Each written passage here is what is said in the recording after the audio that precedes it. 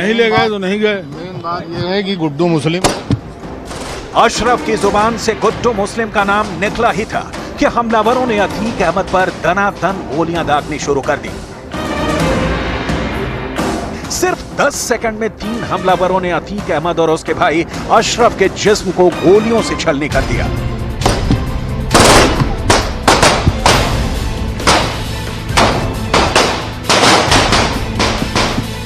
चंद second पहले जो अशरफ गुड्डू मुस्लिम का नाम लेकर कुछ कहने ही वाला था, नहीं कहते क्या कहना आप कुछ कहना चाहिए। नहीं ले गए तो नहीं गए। मेन बात यह है कि गुड्डू मुस्लिम। वो अपने भाई अतीक अहमद के साथ खून से लथपथ जमीन पर बेजान पड़ा था। सवाल उठता है कि क्या अतीक और अशरफ की हत्या का गुड्डू मुस्लिम से कोई कनेक्शन है? गुड्डू मुस्लिम का नाम लेते ही अतीक पर अंधाधुंध गोलीबारी इत्तेफाक थी या फिर कोई बड़ी साजिश? इसका पर्दाफाश अभी बाकी है, लेकिन सवाल यह कि गुड्डू मुस्लिम कौन है, अभी कहां है, उसका अतीक से क्या रिश्ता है, ये सब कुछ आपको बताएंगे। अभी आपको गुड्डू मुस्लिम पर सबसे बड़ी खबर बताते हैं। सूत्रों के मुताबिक गुड्डू मुस्लिम महाराष्ट्र के नासिक में बताया जा रहा है। यूपी एसटीएफ को गुड्डू मुस्लिम के ठिकाने की जानकारी मिल चुकी है। खबर तो यह भी है कि बीती रात ही यूपी एसटीएफ ने नासिक में छापेमारी भी की। इस दौरान एक संदिग्ध को हिरासत में लिया गया। हिरासत में लिया गया संदिग्ध नासिक के एक होटल में वेटर है। सूत्रों की माने तो हिरासत में लिए गए संदिग्ध और गुड्डू मुस्लिम में फोन पर बातचीत की जानकारी मिली है। सवाल उठता है कि अतीक अशरफ हत्याकांड में गुड्डू मुस्लिम का रोल क्या है? इसका सच सामने आना बाकी है, लेकिन 15 अप्रैल की रात प्रयागराज के काल्विन अस्पताल के बाहर का यह मंजर देखिए। जब मीडिया के सवालों पर अतीक ने जवाब देना शुरू ही किया था कि बीच में ही अशरफ ने गुड्डू मुस्लिम का नाम लिया, तभी उसके बगल में खड़े अतीक अहमद को हमलावरों ने सिर से सटाकर गोली मार दी। जब तक कोई कुछ समझ पाता, तब तक हमलावरों ने अशरफ को गोली भी मार दी और दोनों की मौके पर ही मौत हो गई।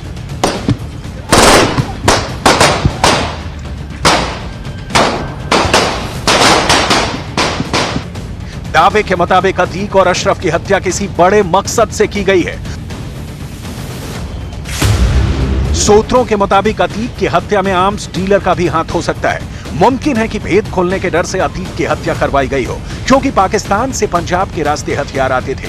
गुड्डू मुस्लिम का नाम लेते ही अतीक और अशरफ पर फायरिंग हुई और कहा यह भी जाता है कि गुड्डू मुस्लिम ही अतीक की तरफ से हथियारों की डील करता था। ऐसे में जानना यह भी जरूरी है कि गुड्डू मुस्लिम का अतीक और अपराध से कैसा रिश्ता है। प्रयागराज में पैदा हुआ गुड्डू मुस्लिम स्कूली दिनों से ही लूट और रंगदारी जैसे कांड में शामिल होने लगा। गुड्डू मुस्लिम शुरुआती दिनों से ही बम चलाने में माहिर रहा है। गुड्डू मुस्लिम का नाम पहली बार चर्चा में आया जब उसने 1997 में लखनऊ के चर्चित ला मार्टिनियर स्कूल के गेम टीचर फेडरिक जे गोम्स की हत्या कर दी।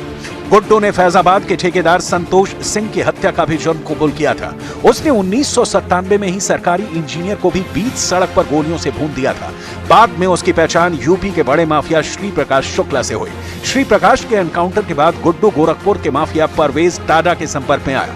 परवेज आईएसआई का एजेंट था और जाली नोटों की तस्करी करता था। इसके बाद परवेज ने गुड्डू की मुलाकात बिहार के चर्चित माफिया उदयभान से करवा दी। बिहार में भी उसने कई बड़े अपराधों को अंजाम दिया। 2001 में गोरखपुर पुलिस ने उसे पटना के बेऊर जेल के सामने से गिरफ्तार कर लिया। कहा जाता है कि गुड्डू को तब अतीक अहमद ने ही जेल से छुड़वाया था। इसके बाद से वो अतीक अहमद के लिए काम करने लगा। धीरे धीरे गुड्डू अतीक का बेहद खास बन गया। अतीक के पूरे गैंग की जिम्मेदारी गुड्डू संभालने लगा और अब इसी गुड्डू मुस्लिम का नाम लेते ही अतीक और अशरफ को गोलियों से भून दिया गया। ऐसे में गुड्डू मुस्लिम की गुत्थी के सुलझने का इंतजार हर किसी को है, क्योंकि प्रयागराज की 24 फरवरी की इन तस्वीरों को कौन भूल सकता है, जब 2005 के विधायक राजू पाल हत्याकांड के गवाह उमेश पाल और उनके दोनों सुरक्षा कर्मियों की सरेआम हत्या कर दी गई।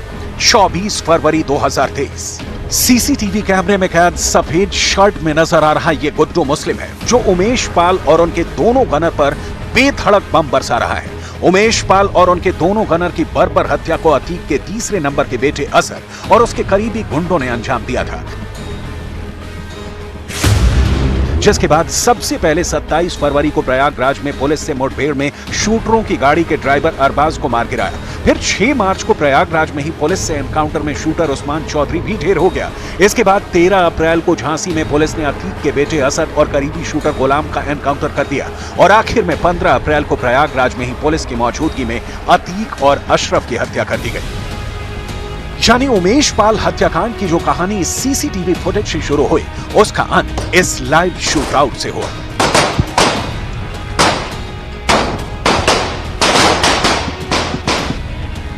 माफियागिरी के बूते सांसद और विधायक तक के चुनाव जीत चुके अतीक और अशरफ के मर्डर से यूपी के दूसरे डॉन भी टेंशन में हैं। बताया जा रहा है कि बांदा की जेल में बंद माफिया मुख्तार अंसारी भी दहशत में है। अतीक की हत्या की खबर से उसकी आंखों की नींद गायब है। सूत्र बता रहे हैं कि अतीक अहमद की हत्या होने के बाद, उसके भाई अशरफ की हत्या होने के बाद से माफिया मुख्तार अंसारी बांदा की इसी जेल में पूरी रात करवटें लेता रहा और पूरी रात माफिया मुख्तार अंसारी सो नहीं पाया। जाहिर है जिस तरह से अतीक का मर्डर हुआ, उससे बाकी माफिया और बाहुबली सकते में है, क्योंकि अतीक और अशरफ की हत्या के बाद बाहुबलियों में नए किस्म के गैंगवार की आशंका है।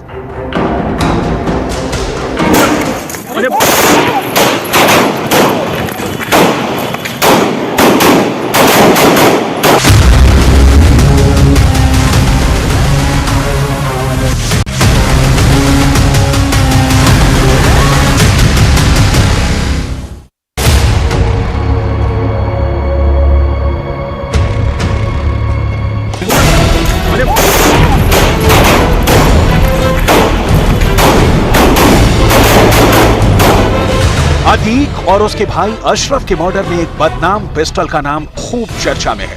अतीक और उसके भाई अशरफ पर ताबड़तोड़ गोलियां बरसाई गईं। सब कुछ पुलिस के सामने हुआ। इन तस्वीरों में इस पिस्तौल को गौर से देखिएगा।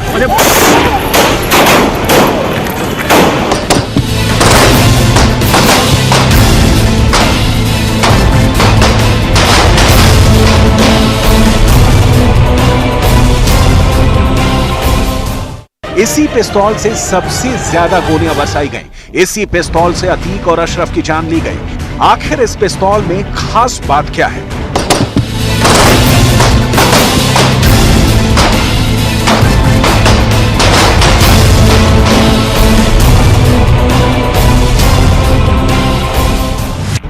ये पिस्तौल बहुत खतरनाक है, क्योंकि ये मशीन गन जैसे फायर करती है। ये पिस्तौल भारत की नहीं बल्कि विदेशी है। ये पिस्तौल तुर्की की कंपनी बनाती है। इस पिस्तौल पर भारत में पाबंदी है, यानी ये ऐसा विदेशी हथियार है जो तस्करी के जरिए भारत पहुंचा। और फिर अतीक अहमद और अशरफ पर इससे ऐसे गोलियां बरसाई गईं कि पूरी दुनिया हैरान है कि आखिर पुलिस के सामने कैसे इस तरह मर्डर को अंजाम दिया जा सकता है। गोलियां पॉइंट ब्लैंक रेंज से फायर की गईं। आप शूटर्स की पिस्तौल को अतीक अहमद के सिर के करीब देख सकते हैं। अतीक और उसके भाई को पिस्टल सटाकर गोली मारी गई और ऐसे में उनका बचना नामुमकिन था।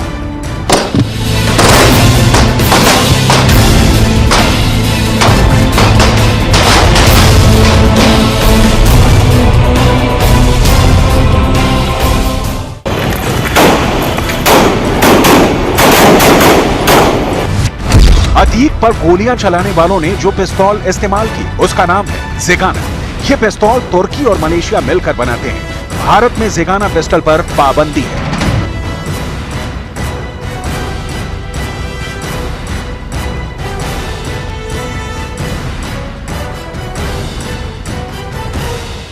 अब सवाल ये कि ये पिस्तौल अतीक और अशरफ के कातिलों के पास कहां से आई, इसकी जांच हो रही है। लेकिन उत्तर प्रदेश की पुलिस भी हैरान है कि इस डबल मर्डर में ऐसी विदेशी पिस्तौल का इस्तेमाल किया गया है। ज़ेगाना एक 9mm के पिस्टल है, जिसमें एक बार में 15 गोलियां लोड की जाती हैं। लेकिन इसमें एक बड़ी मैगजीन भी लगती है, जो बर्स्ट मोड यानी ताबड़तोड़ गोलियां फायर करने के लिए इस्तेमाल की जाती है। इस पिस्तौल की कीमत 5 से 7 लाख रुपए के बीच बताई जाती है और ये दाम अवैध मार्केट के हैं। अब ये पिस्तौल अतीक के कातिलों के पास थी और उन्होंने इसका मर्डर में इस्तेमाल किया। उनके पास ये पिस्तौल कहां से आई, ये बड़ा सवाल है। लेकिन इसका जवाब तभी मिलेगा जब ज़ेगाना पिस्टल के बारे में कुछ और बातें आप गौर से देखेंगे। इस पिस्तौल का उत्पादन 2001 में शुरू हुआ था।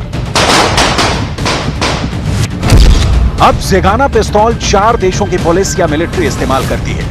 पहला है खुद तुर्की, जिसकी सेना ज़ेगाना इस्तेमाल करती है। दूसरा है मलेशिया, जो हर साल 20,000 ऐसी पिस्तौल का उत्पादन करता है। तीसरा है अजरबैजान, जहां की आर्मी और पुलिस यूनिट के पास ये पिस्तौल है, और चौथा है फिलीपींस, जहां की पुलिस ज़िगाना से लैस है। लेकिन एक पांचवा देश भी है जहां ज़िगाना इस्तेमाल होती है और वहां उसका गैर कानूनी तरीके से उत्पादन भी किया जाता है। और आप इसका नाम सुनकर चौंकेंगे नहीं, क्योंकि ये देश अवैध हथियारों के लिए बदनाम है।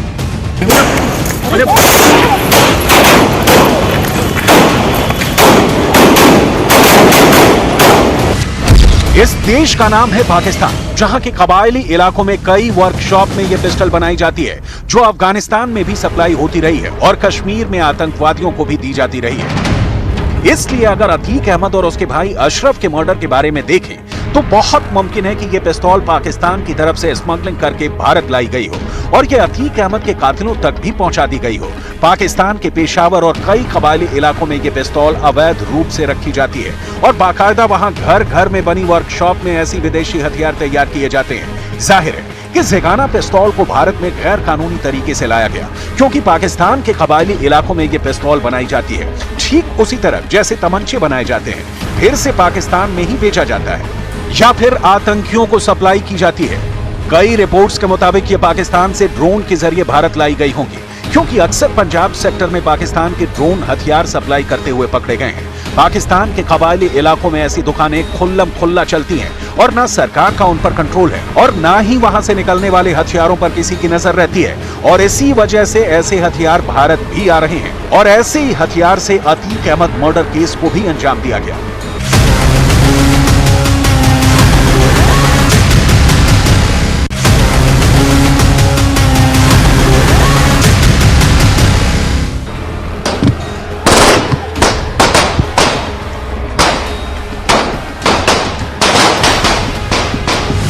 यानी पूरी आशंका है कि पहले ज़िगाना पिस्तौल पाकिस्तान में बनाई गई, फिर यह पिस्तौल पंजाब बॉर्डर पर ड्रोन के जरिए सप्लाई की गई।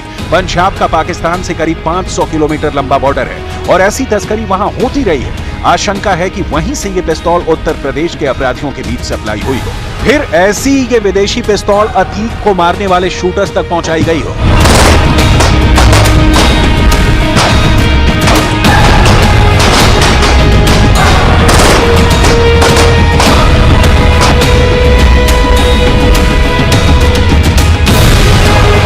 और फिर इससे अतीक अहमद और उसके भाई अशरफ का मर्डर कर दिया गया।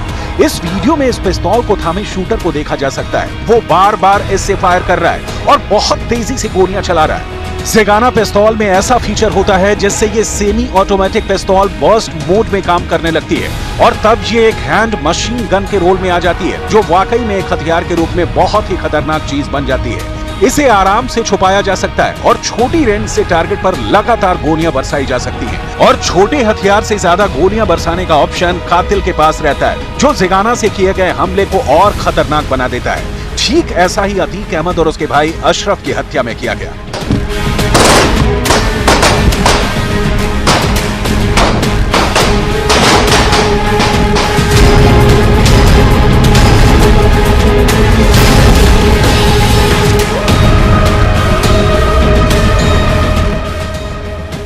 अब पुलिस के सामने सबसे बड़ा सवाल यही है कि इतनी आधुनिक और महंगी पिस्तौल लवलेश तिवारी, अरुण मौर्य और सनी जैसे शूटर्स के पास कैसे आई?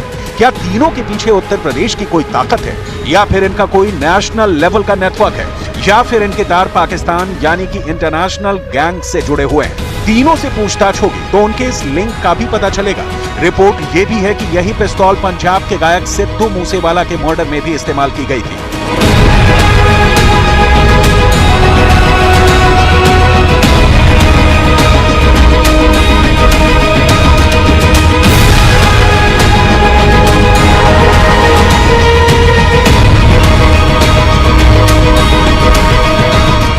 अपनी थार जीप में बैठे सिद्धू मूसेवाला पर भी ताबड़तोड़ गोलियां बरसाई गई थी और उन्हें हमले में 19 गोलियां लगी थी। इसलिए उस हमले में शूटर्स के लिए भी ज़िगाना ने काम आसान कर दिया था। सिद्धू मूसेवाला मर्डर केस ने पूरे देश को हैरान कर दिया था, क्योंकि तब पंजाब में गैंग वॉर को लेकर बहुत बड़ी रिपोर्ट आई थी। अब ऐसी ही कहानी यूपी में दोहराई जा रही है और उसके लिए जिन हथियारों का इस्तेमाल हो रहा है वो भी एक ही ठिकाने से भारत पहुंच रहे हैं। अतीक की जान लेने वाली ज़िगाना पिस्तौल तुर्की या फिर पाकिस्तान में बनाई गई है और फिर वहीं से लवलेश तिवारी, अरुण और सनी तक पहुंची। पुलिस तीनों शूटर से पूछताछ कर रही है। पता चला है कि तीनों की लंबी क्रिमिनल हिस्ट्री है और इनमें से एक पर तो जीआरपी पुलिसकर्मी की हत्या का भी आरोप है। यानी तीनों पेशेवर अपराधी हैं। तीनों शूटर घटनास्थल पर पत्रकार बनकर पहुंचे थे और फिर जैसे ही अतीक और अशरफ मीडिया के सवालों का जवाब देने लगे, तभी तीनों शूटर्स ने दोनों पर गोलियां बरसानी शुरू कर दी। पुलिस के मुताबिक अब तक की पूछताछ में पता चला है कि अतीक और अशरफ के मर्डर के पीछे इनका बड़ा लक्ष्य है। ये तीनों बड़ा माफिया बनने का ख्वाब देख रहे थे और इसीलिए इस हत्याकांड को यूपी पुलिस की सुरक्षा के बीच अंजाम दिया गया है।